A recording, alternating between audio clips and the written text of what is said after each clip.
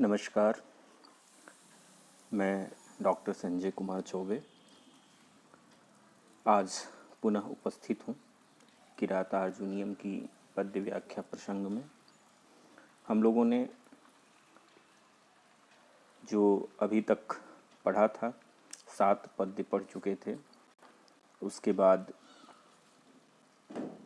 अगले पद्य की ओर बढ़ेंगे। उससे पहले जो प्रसंग था कि वनेचर युधिष्ठिर से कहता है कि आपसे जो है पराभव की आशंका से ग्रसित है सुयोधन यानी दुर्योधन, और नीतिपूर्ण तरीके से अपनी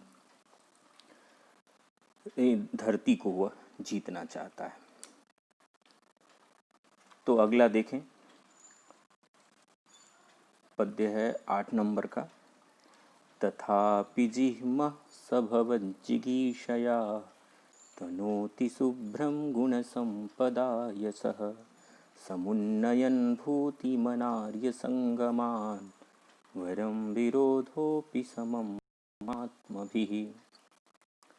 तथापि जिह्मः स भवज्जिगीषया तनोति शुभ्रं गुणसम्पदा यशः समुन्नयन् भूतिमनार्यसङ्गमात् वरम विरोधोपि शमम महात्मभिः। इसका अन्वय देखेंगे। इसमें कह रहा है कि वह अपनी गुण संपत्ति से जो है आपको पहले तो जीतना चाहता है, जीतने की इच्छा रखता है। कभी कभी ये प्रसंग ये है, वनेचर बताता है कि ये ऐसा होता है जीवन में कि कभी विरोधी लोगों के, जो अच्छे लोग होते हैं, उनसे प्रतिस्पर्धा में व्यक्ति अपने गुणों को और परिमार्जित करता है और अच्छे तरीके से प्रस्तुत करने की कोशिश करता है, जो कि वह बहुत ही अच्छा होता है। शत्रुओं से या शत्रुओं की तरफ रहने से। इसको देखें, अन्वय है कि तथापि से तात्पर्य है यहाँ पर कि वह आपसे आशंकित है। ठीक है, यद्यपि वह राजा की गद्दी पर बैठा हुआ है और आप वनाधिवासी हैं, इसके बावजूद भी वह आपसे आशंकित है कि कहीं आप कुछ ऐसा न करें कि प्रजाजन आपसे प्रभावित हो जाए। तो करा कि आपसे, तथापि से यहाँ तात्पर्य है कि वह आशंकित होने पर भी जिह्मः स यानी वह सर्वनाम पद है यहाँ जो सुयोधन के लिए आया। वह कैसा है? जिह्मः, बड़ा कुटिल है। ठीक है, वह भवज्जिगीषया, आपकी जो है जिगीषा कहते हैं जेतुम इच्छा, जीतने की इच्छा। आपको जीतने की इच्छा से, भवतः भवंतम जेतुम इच्छा अस्ति, उसकी जो है आपको जीतने की इच्छा है। और यही कारण है कि वह गुण संपदा, गुण रूपी संपत्ति से शुभ्रम यशः तनोति, अपने धवल शुभ्र सफेद यश का विस्तार कर रहा है। वह आशंकित है। आशंकित होने से वह, जो उसका स्वभाव तो बदला नहीं है, वह कुटिल स्वभाव का है। और लेकिन कुटिल स्वभाव के होने के बावजूद आपको वह जो है जीतना चाहता है और अपनी गुण संपदा, गुण रूपी संपत्ति से अपने यश का वह प्रसार कर रहा है। तो देखिए, तथापि जिह्मः स भवज्जिगीषया गुण संपदा, गुण संपत्ति से शुभ्रम यशः तनोति। तो बड़ा अच्छा इस बात का समर्थन करने के लिए अर्थांतर न्यास अलंकार का अच्छे से प्रयोग है ही। क्यों? भूतिम समुन्नयन महात्मभिः समम विरोधः अपि अनार्य संगमात् वरम। एक बहुत अच्छी बात कही गई। वो ये बात कही यहाँ पर कि जो भूति है, ऐश्वर्य है, समृद्धि है, उसको समुन्नयन, उसको क्या करने वाला, उन्नति की ओर ले जाने वाला। महात्मभिः समम विरोधः अपि, महात्माओं के साथ, समम यहाँ तात्पर्य है साथ से, किसके साथ, तो सामान्य लोगों के साथ नहीं, महात्मभिः जो महान लोग हैं उनके साथ, विरोधः अपि जो विरोध है, वह अनार्य संगमात वरम, अनार्य जो लोग हैं, असज्जन जो लोग हैं, उन लोगों के साथ करने से अच्छा होता है। मेघदूत में भी प्रसंग आपने देखा, यहाँ च्या मोघा वरमति गुणे लाद में लब्ध कामा, कि अच्छे लोगों से कोई चीज़ मांगी जाए तो यदि ठुकरा भी दें तो कोई बात नहीं, लेकिन अधम लोगों से मांगा जाए तो वह जो है उचित ना, वो दे भी दें तब भी वह अच्छा नहीं होता। तो यहाँ पर अलग बात कही जा रही है कि जो विरोध है, विरोध तो अच्छा होता नहीं, लेकिन कैसा विरोध, महात्माओं के साथ विरोध। वह महात्माओं के साथ विरोध कैसा है, भूतिम समुन्नयन, ऐश्वर्य समृद्धि को आगे ले जाने वाला, समृद्धि की ओर बढ़ाने वाला, इस तरह का विरोध जो है, वह विरोध भी अनार्य संगमात वरम, जो अनार्य हैं, असज्जन लोग हैं, दुर्जन लोग हैं, उनके संसर्ग से, उनके साथ से तो अच्छा होता है। तो एक बार पुनः देखेंगे कि वह आशंकित जो है कुटिल स्वभाव का सुयोधन, दुर्योधन आपको जीतने की इच्छा रखता है और इस कारण वह अपनी गुण संपत्ति से शुभ यश का विस्तार कर रहा है। तो कहा कि जो भूति ऐश्वर्य को उन्नति की ओर ले जाने वाला महात्माओं के साथ जो विरोध है, वह विरोध भी, यहाँ पर विरोधा का विशेषण है भूतिम समुन्नयन, ऐश्वर्य को समुन्नत करने वाला विरोध, वह जो है अनार्य संगमात भरम, जो अनार्य हैं, दुर्जन लोग हैं, उनके संगम से अच्छा होता है। यहाँ पर अर्थ देखते हुए चलते हैं। कहते हैं कि आपसे सशंक है तो भी वह आपको जीतने की इच्छा से दया दाक्षिण्य आदि गुण समूह से जगत में स्वच्छ यश को फैला रहा है, क्योंकि ऐश्वर्य को बढ़ाने वाला महात्माओं के साथ वैर भी असज्जनों के मैत्री से कुछ अच्छा ही होता है, क्योंकि उसके संघर्ष से यानी स्पर्धा से दुष्ट भी अच्छा व्यवहार करने लगता है। तो आप इसको अच्छे तरीके से समझ गए होंगे। हम आगे 9 नंबर पद्य की ओर बढ़ते हैं। उसमें है कि सुयोधन और क्या कर रहा है, उसके बारे में बताया। देखिए, कृतारि सद्वर्ग जयेन मानवीं अगम्य रूपां पदवीं प्रपित्सुना विभज्य नक्तं दिवमस्ततन्द्रिणा वितन्यते तेन नयेन पौरुषम्।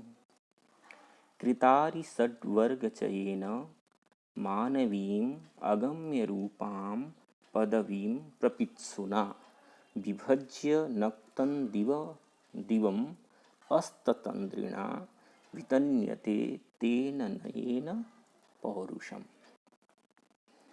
यहाँ पर देखिए अन्वय, कृतारि षड्वर्ग जयेन, ठीक है, षड्वर्ग जो है कहते हैं जो काम क्रोध आदि हैं उनको षड्वर्ग कहा जाता है। अरिवर्ग षड्वर्ग हैं, वो कौन काम हैं, क्रोध, लोभ, मोह, मद एवं मात्सर्य, ये 6 जो है इनको षड्वर्ग कहा जाता है। तो षड्वर्ग को तस्य जयः, उनका जो जय, कृतः एन, जिसने जीत लिया है, यानी कौन, और भी क्या है, वो अंतः शत्रु हैं, अरि हैं, ठीक है, वो अरि रूप में है, दुश्मन के रूप में है, काम क्रोध लोभ मोह मद मात्सर्य आदि।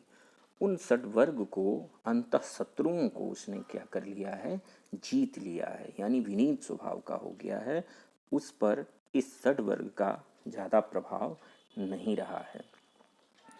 और वह क्या कर रहा है, इससे अगम्य रूपाम मानवीं पदवीं प्रपित्सुना। और वह कैसा है?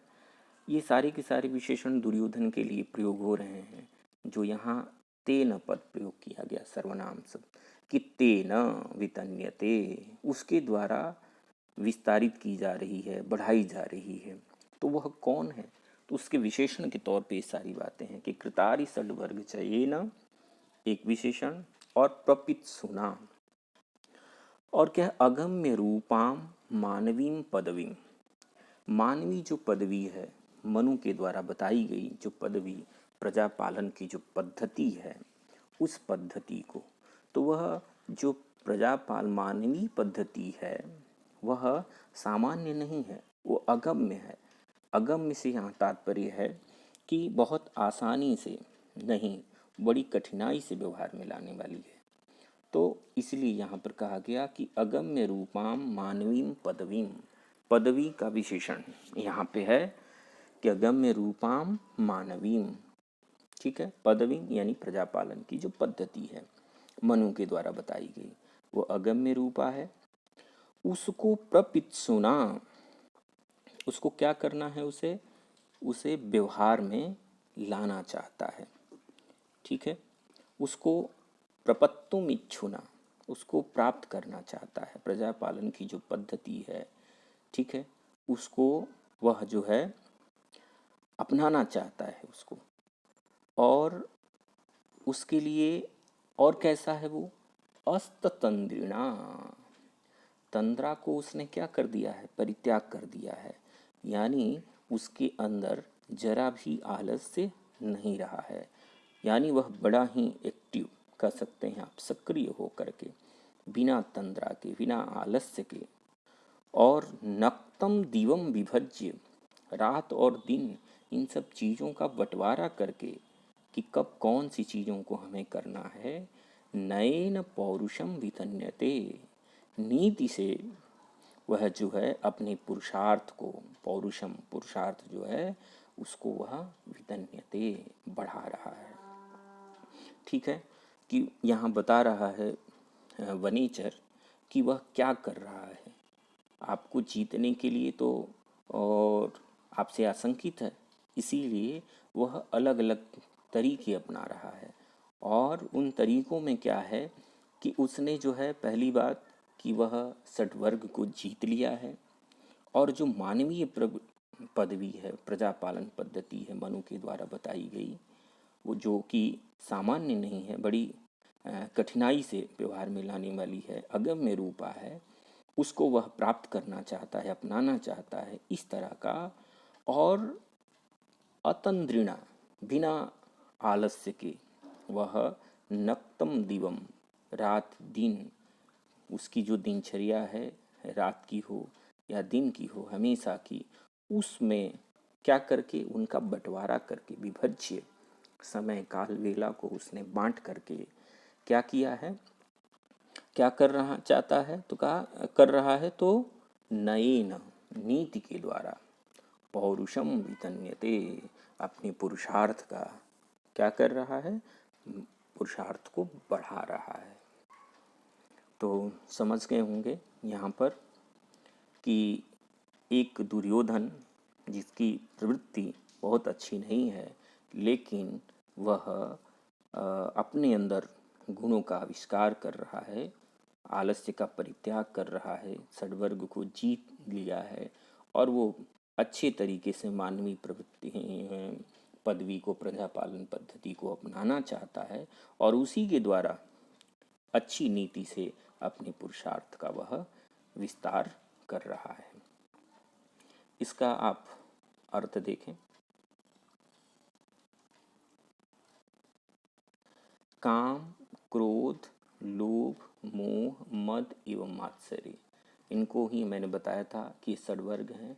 इन छहों अंतः शत्रुओं को जीत कर, ठीक है, अरिवर्ग हैं ये, षड अरिवर्ग, उनको जीत कर कठिनता से व्यवहार में लाने योग्य, जिसको अगम्य रूपा कहा गया।